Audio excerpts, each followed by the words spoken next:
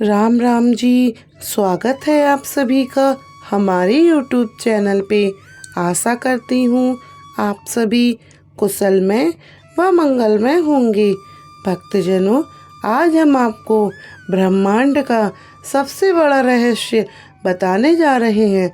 आखिर कौन सा जादू है ब्रह्म मुहूर्त में, और ब्रह्म मुहूर्त में हमें क्यों उठना चाहिए। जो व्यक्ति ब्रह्म मुहूर्त में उठते हैं वे अत्यधिक सफल क्यों रहते हैं। आज हम आपको अपनी वीडियो में ब्रह्म मुहूर्त की एक बहुत ही सच्ची व पौराणिक कथा सुनाने जा रहे हैं।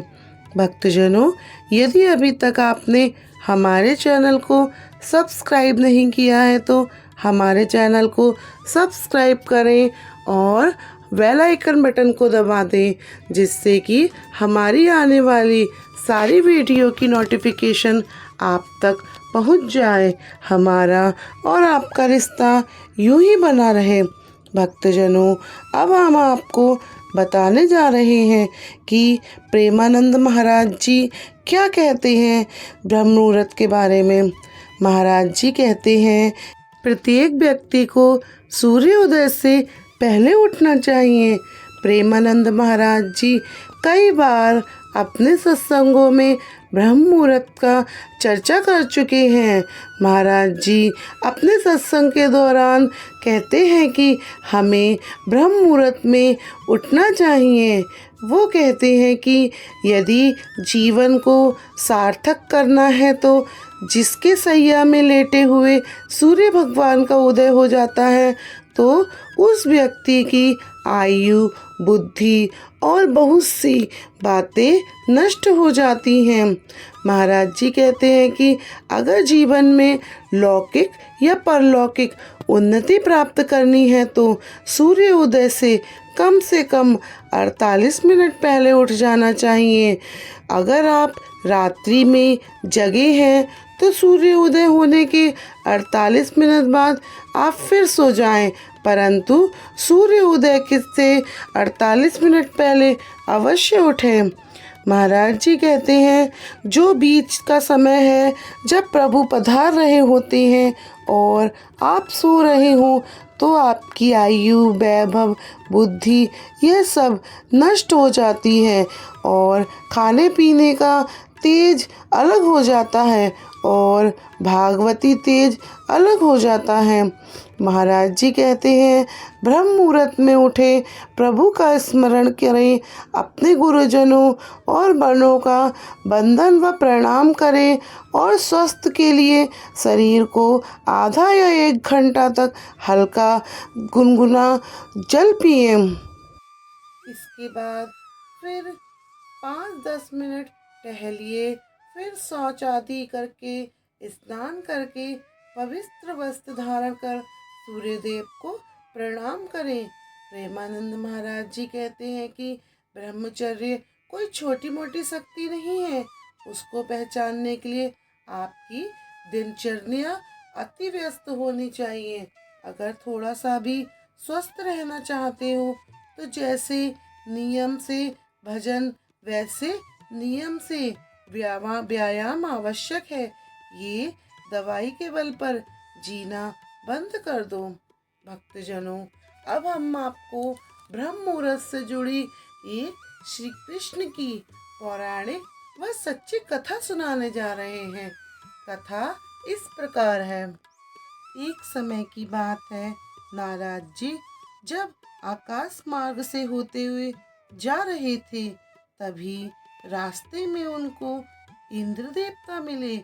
वह नारद जी से पूछने लगे कि हे नारद, मैंने देखा है कि प्रत्येक इंसान जो सुबह के समय ब्रह्म मुहूर्त में उठता है वह बहुत सुखी रहता है, ऐसा क्यों है। अब नारद जी को इस बात का ज्ञान नहीं था। उन्होंने कहा कि हे इंद्रदेव, मैं तुमको तुम्हारे प्रश्न का उत्तर कल दूंगा। और वहाँ से नारद जी सीधे भगवान श्री कृष्ण के पास वृंदावन पहुँचे। वहाँ जाकर उन्होंने देखा कि भगवान श्री कृष्ण एक पेड़ के पास खड़े होकर बांसुरी बजा रहे हैं।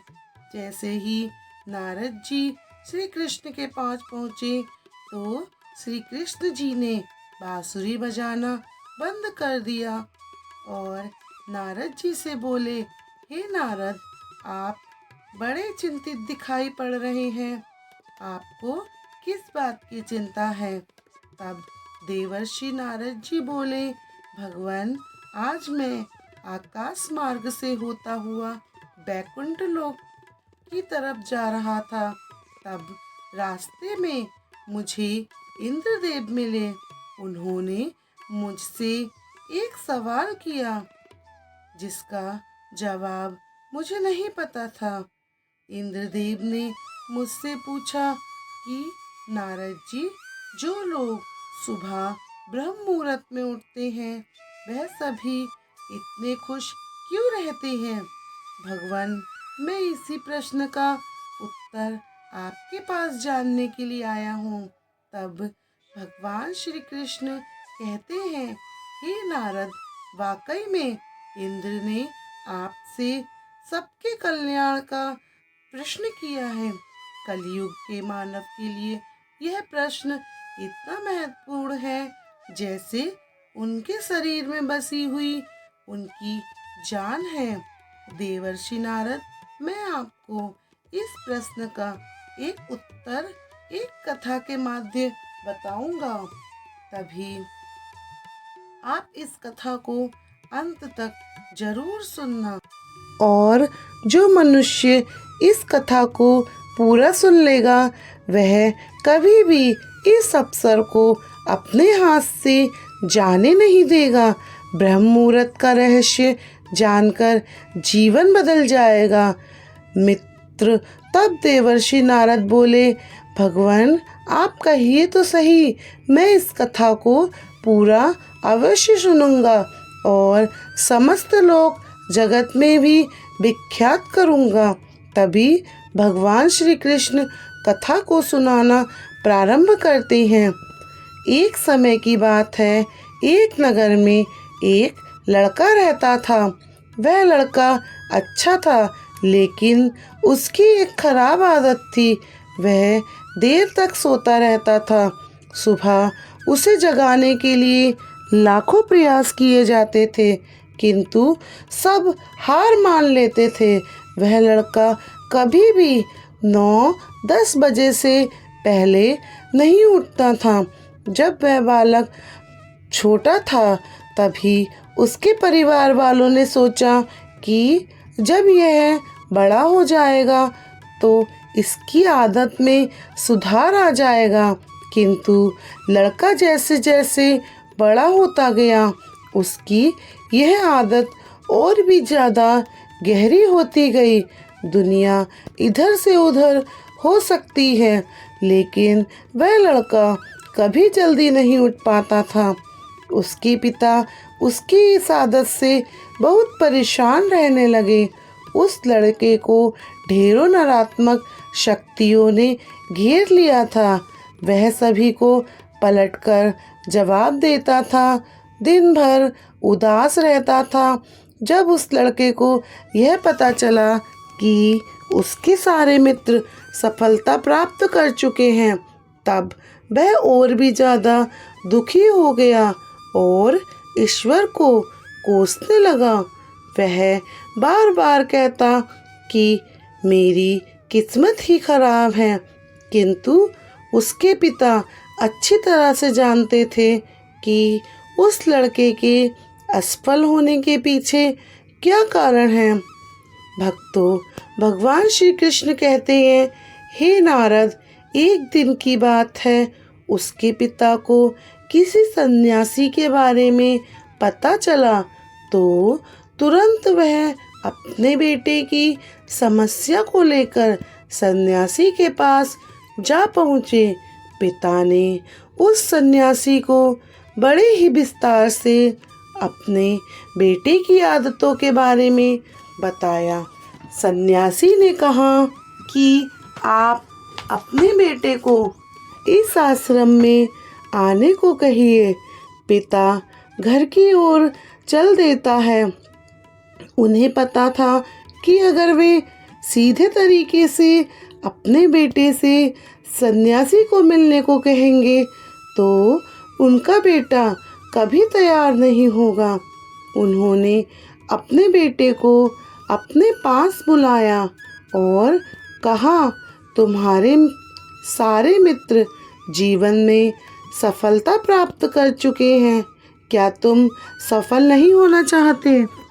तभी लड़के ने उत्तर दिया, जरूर पिताजी, किंतु जब भी मैं अपने मित्रों से उनकी सफलता का रहस्य पूछता हूँ तब वे मुझे कुछ नहीं बताते।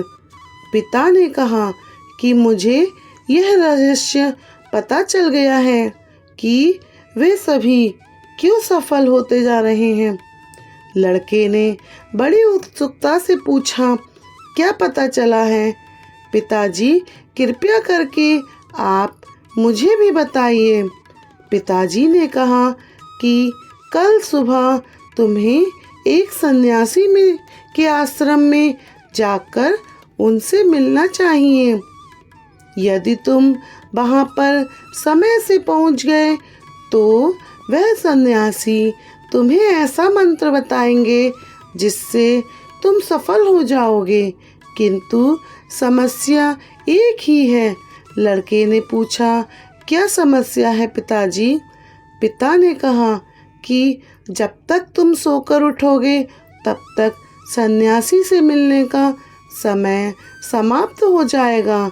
लड़के ने कहा, पिताजी, मैं कल पूरी रात जागता रहूँगा और सुबह सन्यासी से मिलकर आऊँगा। पिता ने कहा, ठीक है, सदैव उस सन्यासी की आज्ञा को मानना। पिता की बातें सुनकर वह लड़का बहुत अधिक उत्सुक हुआ। जीवन में पहली बार उसने रात्रि जागरण किया, किंतु थोड़े ही समय में उसे नींद आ गई और वह सो गया। अगली सुबह जब वह उठा तो उसे पता लगा कि सन्यासी से मिलने का समय समाप्त हो चुका है। उसके पिता ने लड़के की ओर देखा और कहा, तुम जीवन में कभी सफल नहीं हो पाओगे, जाओ, जाकर सो जाओ। पिता की यह बातें सुनकर लड़के को बहुत दुख हुआ। उसने मन ही मन स्वयं को चुनौती दी कि कल सुबह वह सन्यासी से मिलने अवश्य जाएगा। उसने अपने हाथ में एक छोटा सा घाव बना लिया। दर्द के कारण उस लड़के को रात भर नींद नहीं आई। ऐसा पहला अवसर था जब उसने अपने जीवन में पहली बार सूर्योदय को देखा। वह तुरंत ही तैयार होकर सन्यासी जी से मिलने को चला गया। आज उसका अनुभव कुछ अलग था। वह बेहद शांत महसूस कर रहा था।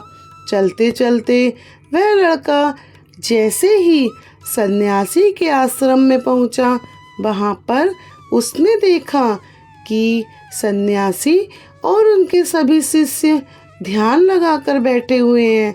ध्यान का समय समाप्त हुआ तब लड़का उस सन्यासी के पास पहुंचा और उन्हें प्रणाम करते हुए बोला कि आपके पास कोई ऐसा मंत्र है जिससे मैं सफल हो सकता हूँ? कृपया करके वह मंत्र मुझे भी बताइए। मैं भी अपने मित्रों के समान सफल होना चाहता हूँ और अच्छा जीवन जीना चाहता हूँ। सन्यासी मुस्कुराए और बोले, अच्छा, तो तुम वही बालक हो। तुम्हारे पिता मुझसे मिलने आए थे और उन्होंने तुम्हारे विषय में मुझे सब कुछ बताया है। मैं तुम्हें वह मंत्र अवश्य बता देता, किंतु अब लड़के ने जैसे ही किंतु शब्द सुना वह घबरा गया और उनसे पूछा, किंतु क्या गुरुदेव? तब सन्यासी बोले, मैं तुम्हें वह मंत्र बता देता, किंतु अगले 21 दिनों तक तुम्हें मेरी आज्ञा माननी होगी। मैं तुम्हें वह मंत्र 21 दिनों के बाद बताऊंगा। तब तक मैं तुमसे जो भी कार्य कहूँगा तुम्हें वह करना होगा। यदि तुम असफल हुए या कार्य बीच से तुम्हारा संकल्प टूटा, तब उस मंत्र का असर नहीं होगा। दृढ़ निश्चय के साथ उस लड़के ने कहा, मुझे आपकी आज्ञा स्वीकार है। मैं अगले 21 दिनों के लिए केवल आपका दास हूँ। आप जो भी कहेंगे मैं वैसा ही करूँगा। मुझे तो केवल उस मंत्र के बारे में जानना है। सन्यासी ने कहा, ठीक है पुत्र, कल से तुम्हारा कार्य शुरू होगा। तुम इसी आश्रम में निवास करोगे। वह लड़का आश्रम में निवास करने के लिए तैयार हो गया। सन्यासी ने कहा, यहाँ रहते हुए तुम्हें ब्रह्म मुहूर्त में उठना होगा और दूसरे शिष्यों की तरह ध्यान और तप करना होगा। साथ ही आश्रम के कार्य में भी सहायता करनी होगी। ध्यान रहे, यह संकल्प टूटना नहीं चाहिए। तब उस लड़के ने सन्यासी की बातों से सहमत होकर अगले ही दिन उसके कार्य के दिन की शुरुआत कर दी। इस बार लड़के ने इतना दृढ़ निश्चय किया था, किंतु 1 सप्ताह बीतने के पश्चात ही उसका संकल्प टूट गया और वह 8वें दिन देर तक सोता रहा। जब वह जागा तो उसने कहा कि मुझसे कितनी बड़ी भूल हो गई। वह रोते हुए सन्यासी जी के पास पहुंचा और बोला, हे गुरुदेव, मेरा संकल्प तो टूट गया। अब मैं जीवन में कभी सफल नहीं हो पाऊंगा। सन्यासी ने उसे समझाते हुए कहा कि एक बार फिर से शुरुआत करो, फिर से संकल्प करो। लड़के ने सन्यासी से प्रश्न किया कि सुबह उठना इतना आवश्यक क्यों होता है? यहाँ पर तो सभी लोग इतनी जल्दी क्यों उठ जाते हैं? तब सन्यासी ने लड़के को समझाते हुए कहा कि सुबह यानी ब्रह्म मुहूर्त में उठने के पीछे बहुत बड़ा विज्ञान छुपा है।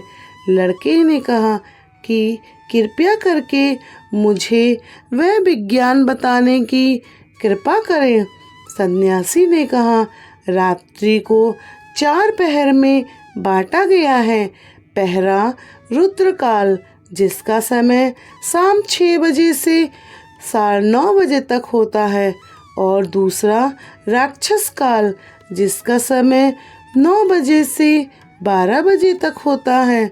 तीसरा गंधर्व काल, जिसका समय रात 12 बजे से 3 बजे तक होता है, और सबसे अंत में जो पहर आता है उसे मनोहर काल कहते हैं। इस समय को ब्रह्म मुहूर्त या अमृत बेला के नाम से भी जाना जाता है। इसका समय 3 बजे से सुबह 6 बजे तक होता है, जिसमें 3:30 से लेके 5:30 बजे तक का समय बहुत ही महत्वपूर्ण होता है। यह वह समय होता है जब पूरा संसार नकारात्मक शक्तियों से निष्क्रिय अवस्था में होती हैं और सकारात्मक शक्तियाँ सक्रिय अवस्था में होती हैं। ब्रह्म अर्थात देव मुहूर्त अर्थात समय, ब्रह्म मुहूर्त अर्थात देवों का समय होता है।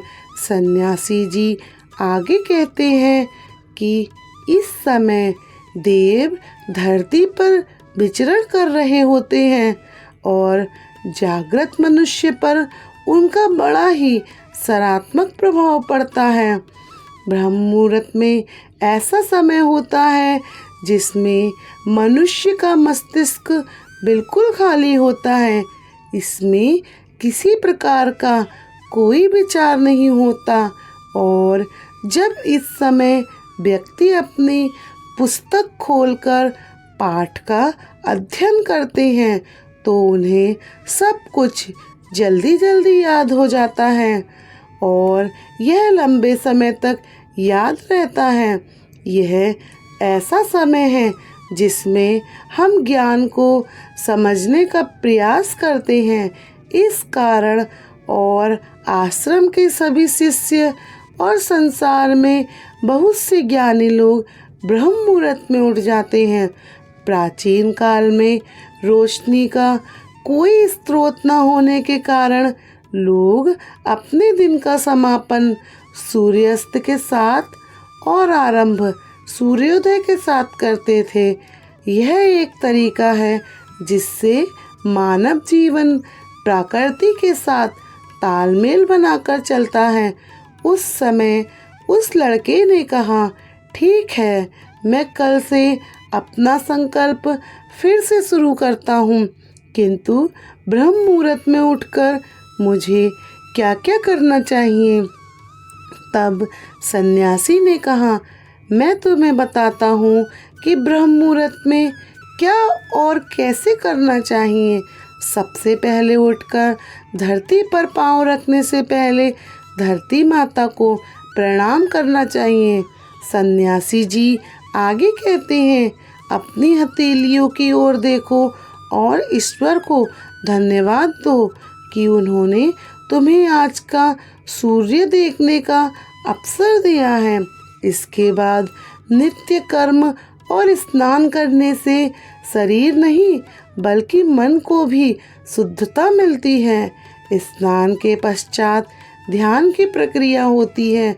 ब्रह्म मुहूर्त की ध्यान की प्रक्रिया की अवधि 21 दिन तक होती है। इस विधि का उपयोग तब तक किया जाता है जब तक आप अपनी कोई मनोकामना पूर्ति चाहते हैं। यह ऐसा समय होता है जब व्यक्ति अपनी आज्ञा चक्र को सक्रिय करने पर काम करते हैं। सन्यासी जी आगे कहते हैं, आज्ञा चक्र दोनों भावों के बीच होता है।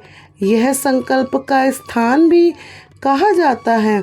इस चक्र पर केंद्रित किया जाए और अपनी मनोकामना को बार बार दोहराया जाए तो मात्र 21 दिनों के भीतर वह पूर्ण हो जाती है। अगर आपके मन में कोई अधूरी मनोकामना है और आप उसे पूरा करना चाहते हैं, तब सबसे पहले उस मनोकामना का स्पष्टीकरण कर लें। आपको क्या चाहिए यह निश्चय अवश्य कर लें। इसके बाद ध्यान की विधि शुरू करें। ब्रह्म मुहूर्त में स्नान के बाद एक ऐसा स्थान चुनें जहाँ पर वायु का प्रवेश हो। ध्यान में शुद्ध प्राणवायु का होना आवश्यक होता है। ज्ञान की मुद्रा में रीढ़ की हड्डी सीधी होनी चाहिए, साथ ही गर्दन भी सीधी होनी चाहिए। सुखासन की अवस्था में दोनों हाथों को घुटनों पर रखकर आंखें बंद कर बैठ जाएं। हाथ की मुट्ठी को बंद कर लें और शांत हो जाएं। जब आपका शरीर स्थिर हो जाएगा और श्वास भी शांत हो जाएगी, तब उसके बाद अपना सारा ध्यान आज्ञा चक्र पर लगाएं। इस दौरान आपकी लंबी गहरी सांसें लें और सांस को रोक कर रखें। इस समय आप अपनी इच्छा को मन ही मन दोहराएं और अपने मन की आँखों से इष्ट देव और देवी देवताओं गुरुजनों का चिंतन करें। सन्यासी ने कहा, जब सांस रोकना कठिन हो जाए तब धीरे से सांस को छोड़ें, नाकों से भरें और मुख से छोड़ें।